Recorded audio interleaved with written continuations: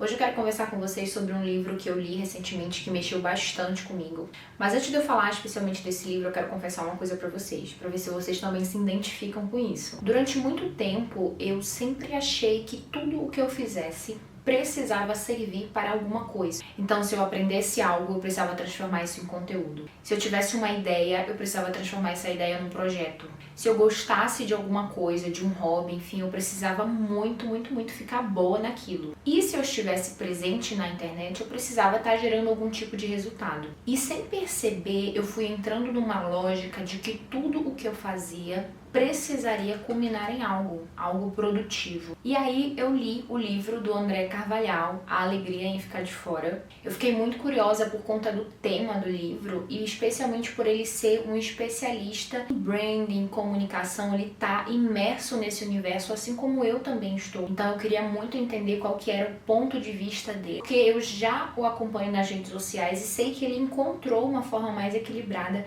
de atuar ali nas redes sociais. Eu queria muito entender esse ponto de vista dele para poder aplicar na minha vida e aplicar dentro do meu trabalho aquilo que fosse de fato relevante e interessante para mim. E assim, ele conseguiu descrever várias inquietações de uma forma muito assertiva de coisas que estavam já passando pela minha cabeça. Então foi uma leitura bem interessante, porque é uma leitura muito atual, né, obviamente. Então faz muito mais sentido. Eu amei. E antes de ler esse livro, eu estava lendo também o Ego Transformado, de Timothy Keller. E foi basicamente impossível não fazer com que os livros conversassem entre si. Eu enxerguei ao longo da leitura várias conexões e eu vou compartilhar algumas dessas conexões que eu encontrei também aqui com vocês. Logo ali nos primeiros capítulos do livro, o André fala que a galera sempre ficava perguntando pra ele assim, e aí, quando é que vai vir o teu próximo livro? E aquilo me chamou muito a atenção, porque apesar de ser uma pergunta muito simples, revela algo muito profundo sobre a nossa sociedade atual, que é basicamente a crença de que nós, eu não sei se crença é a palavra certa, mas basicamente é o fato de que a gente não pode parar, a gente sempre tem que estar produzindo. E isso não é só no trabalho, mas também na vida. Então, um hobby, a gente precisa fazer, como eu falei pra vocês, assim como eu tava, né? A gente precisa performar o hobby, performar a produtividade. A forma como a gente limpa a nossa casa tem que ser uma forma aesthetic, sabe? É tudo muito envolvendo essa estética instagramável. Então é como se a gente sempre estivesse esperando mais da gente mesmo e dos outros também. Mais produtividade, mais crescimento, mais performance em algum esporte, por exemplo. Mais reconhecimento. E nunca o que a gente entrega é o suficiente. E bem aí eu me lembrei do que eu li no Ego Transformado de Timothy Keller. Porque o André Carvalhal, no livro A Alegria em Ficar de Fora, ele fala muito sobre o problema. Timothy Keller fala sobre a raiz. E ele diz que a raiz desse problema que André fala dentro do livro dele é o nosso ego. Então, Timothy Keller descreve o ego como sendo insaciável. Então, a gente sempre está em busca de mais. A gente sempre está em busca do próximo veredito. Inclusive, no livro, ele fala sobre o exemplo da Madonna, onde ela diz que ela sempre performa muito bem, mas no dia seguinte ela sente que precisa performar melhor do que já performou, para que ela então consiga se manter no topo. Enfim, mas eu não vou entrar em detalhes sobre esse livro, porque eu já tenho uma resenha dele dentro do meu Instagram, mas eu posso de repente fazer uma resenha sobre ele aqui pro YouTube também, se vocês quiserem, deixem os comentários aqui. Mas assim, como era uma leitura que estava bem fresquinha na minha cabeça, não teve como não fazer essas coligações. Bom, mas assim, eu pensei que exatamente por conta disso, existem tantas pessoas hoje que estão sofrendo porque estão associando o seu valor a métricas voláteis, a opiniões que mudam, a coisas que nunca de fato se sustentam. Então é curtida, comentário, engajamento, alcance, opinião das pessoas. Uma coisa que me chamou muito a atenção, especialmente sendo uma profissional criativa, foi o fato da padronização. Então hoje, por exemplo, a gente entra em muitas plataformas em busca de referências. Uma das plataformas mais conhecidas é o Pinterest. E aí a gente entra para pegar algumas referências e no final das contas a gente acaba produzindo algo que já existe. Isso não é uma questão só de estética, mas da criação como um todo da marca, do conteúdo, da comunicação. Então a gente está sempre buscando fazer aquilo que funciona, entendendo as tendências, fazendo essas leituras de tendência de mercado, que a gente acaba então desconsiderando muitas vezes aquilo que de fato é autêntico, aquilo que de fato é verdadeiro. Então a gente tem medo de parecer estranho, tem medo de errar, tem medo de não ser aceito. E aos poucos a gente vai se encaixando o nosso negócio, a nossa marca, a nossa vida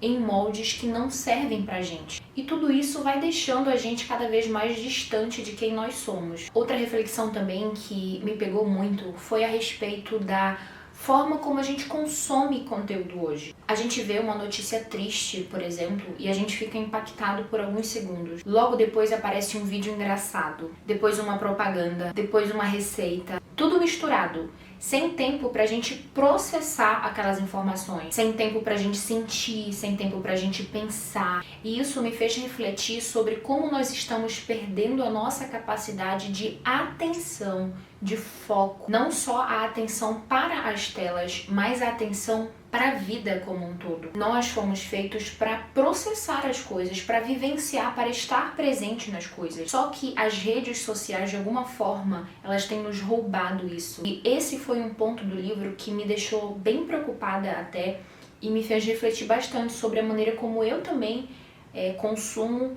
Enfim, realmente reavaliar isso, né? Ver o que a gente pode ajustar ali dentro da forma como a gente está consumindo informação. E aí, voltando também aqui para um ponto da questão do ego, tem uma parte lá no livro que o André fala que ele não encontrou sentido na vida, e eu acho que vem muito por conta disso, né? Porque como você consome muita informação uma atrás da outra, sem esse tempo para sentir, para processar, você realmente acaba perdendo sentido ali em muitas coisas. E ele diz que em decorrência disso, ele então colocou o sentido no trabalho dele. E durante muito tempo, eu vivi algo muito parecido, só que eu não tinha entendido de onde que vinha essa falta de sentido. E assim, depois que eu li o livro do André, eu pude perceber que talvez tenha sido por conta disso também, dessa forma de consumir conteúdo.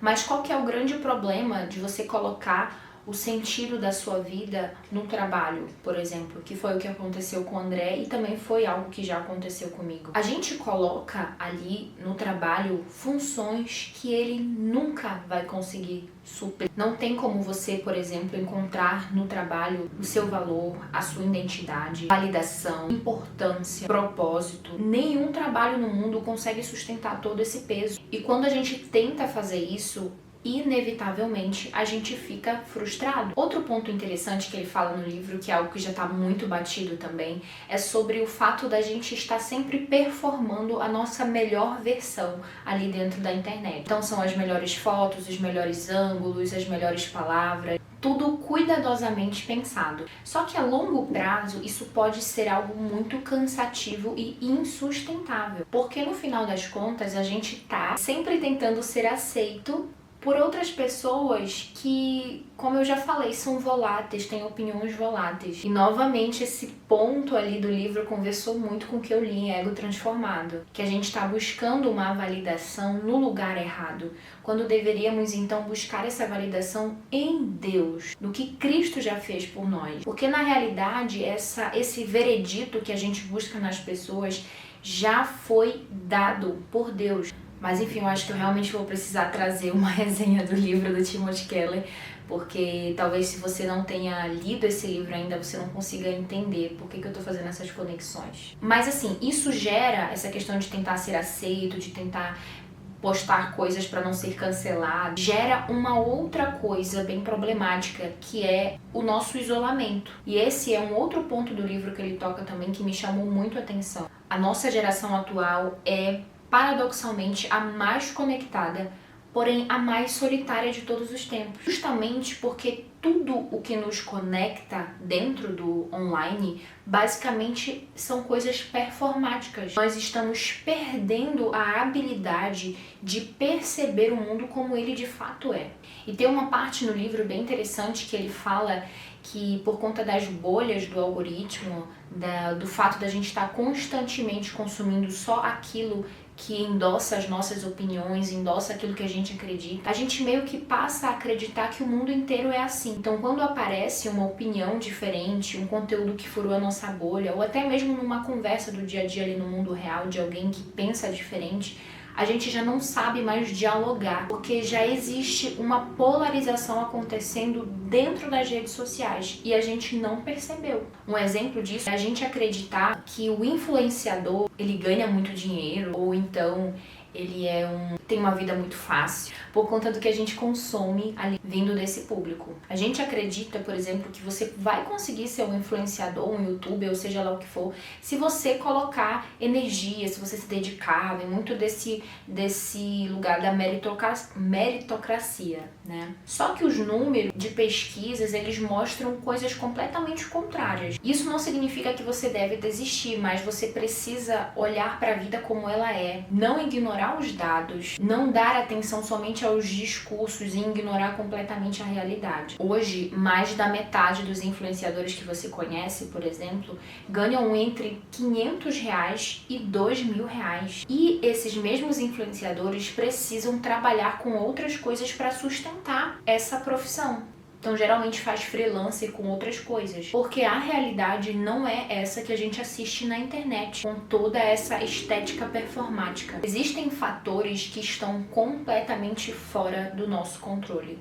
E isso é algo que, inclusive, eu já tenho muita consciência por conta do meu trabalho com marcas. Quando a gente fala de negócios, a gente pode criar uma série de planejamentos e construir dados e construir estratégias assim realmente muito assertivas. Mas a gente nunca vai ter certeza de que aquilo vai performar realmente bem. Porque dentro dos negócios, dentro de uma construção de percepção, a gente trabalha com coisas que não estão sob o nosso controle, porque nós trabalhamos com pessoas. Então é uma engenharia social, não é algo exato como a matemática. E tudo isso leva para algumas reflexões que eu achei bem interessante, onde ele fala assim: quem é você antes dos filtros, antes dos medos, antes de tudo que você coloca diante de você para poder aparecer? Quem é você espontaneamente?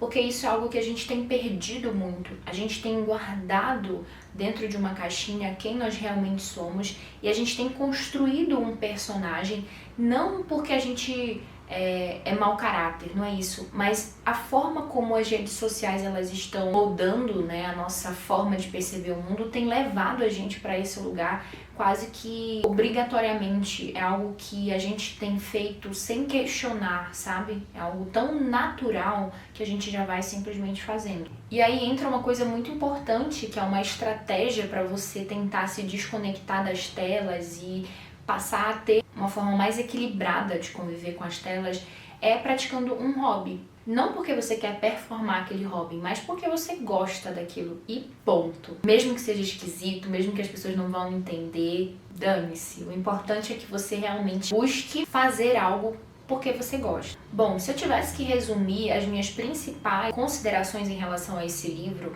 eu diria que o problema não são as redes sociais. O problema é quando elas param de ser uma ferramenta e se tornam um meio de definir quem nós somos. Tem muitas pessoas, inclusive, que quando saem das redes sociais, elas sentem como se elas tivessem desaparecido do mundo. Elas sentem como se elas estivessem perdendo algo, como se elas enfim, realmente não existisse, sabe? Como se as pessoas não lembrassem dela, como se a sociedade estivesse na rede social e não no mundo real. E aí que é o ponto perigoso, e é contra essa ideia, basicamente, que o livro ele discorre.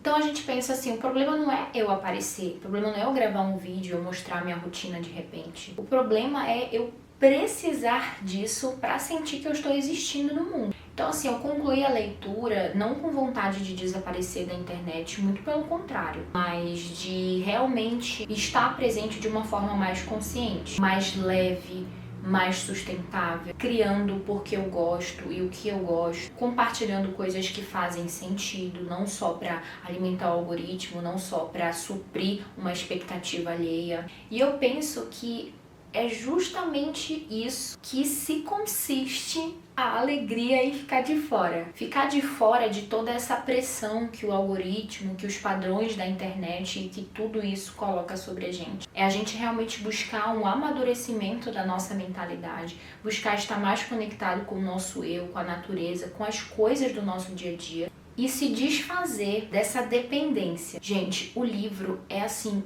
muito maravilhoso e eu indico para vocês assim lerem para ontem. O livro também traz assim várias listas de atividades que você pode fazer offline, lista de livros e séries para você assistir. Então é uma leitura que vale muito a pena. Inclusive, enquanto eu estava lendo o livro, eu também estava assistindo os documentários e as séries que o livro estava sugerindo. Então meio que tudo veio complementar os pensamentos e as ideias ali que o André coloca no livro. Então isso deixou realmente a leitura muito mais rica e virou uma experiência meio que sensorial, sabe? Então eu indico para você começar essa leitura logo, tirar suas conclusões, porque o que eu tô falando aqui pra você é tipo muito raso ainda, eu diria, comparado a tudo que você vai conseguir absorver lendo o livro. E é isso, espero que vocês tenham gostado desse vídeo. Se você já leu, deixa aqui nos comentários quais são as percepções que você teve dessa leitura, e aí vamos enfim, conversando e trocando ideia por aqui. Beijo e até o próximo vídeo.